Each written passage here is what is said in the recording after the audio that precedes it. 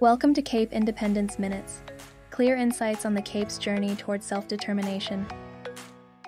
Hi, I'm James Swart. Today I'm going to talk to you about the new policy, Cape Exit's draft policy called No Mercy for Criminals, a Safer Cape for All, that most of you voted for in the recent poll. The Western Cape faces one of the gravest challenges of our time.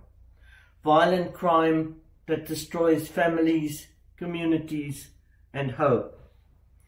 Our province records about 17.5% of all murders in South Africa and an alarming 86% of the country's gang-related murders. The problem is not our people or our police. Is that real power over policing and justice still lies in Pretoria. Until we have full control of our own security, the Western Cape can never truly be safe. That's why independence isn't just political, it's essential for survival. Cape Exit's draft policy, No Mercy for Criminals, a Safer Cape for All, sets out a practical plan of how an independent Cape Republic can take back the streets. It's built on three values: law, accountability and human dignity.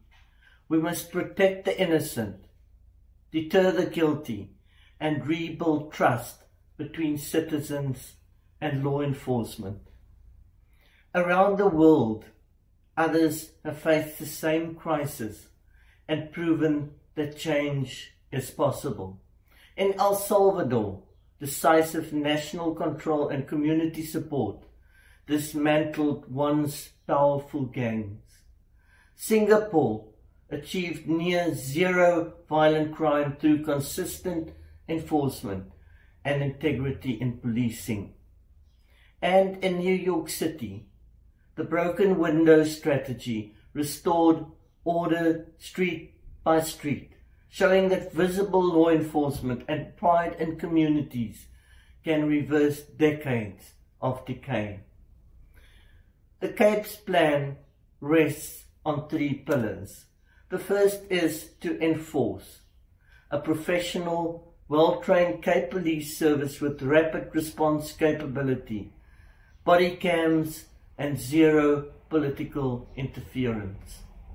The second pillar is reform.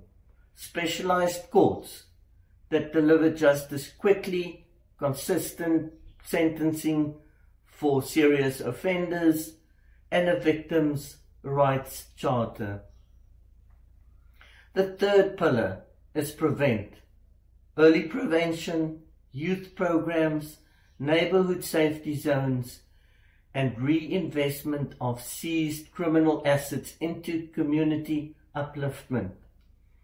Together, these steps create a justice system that actually works. It's local, transparent, and accountable.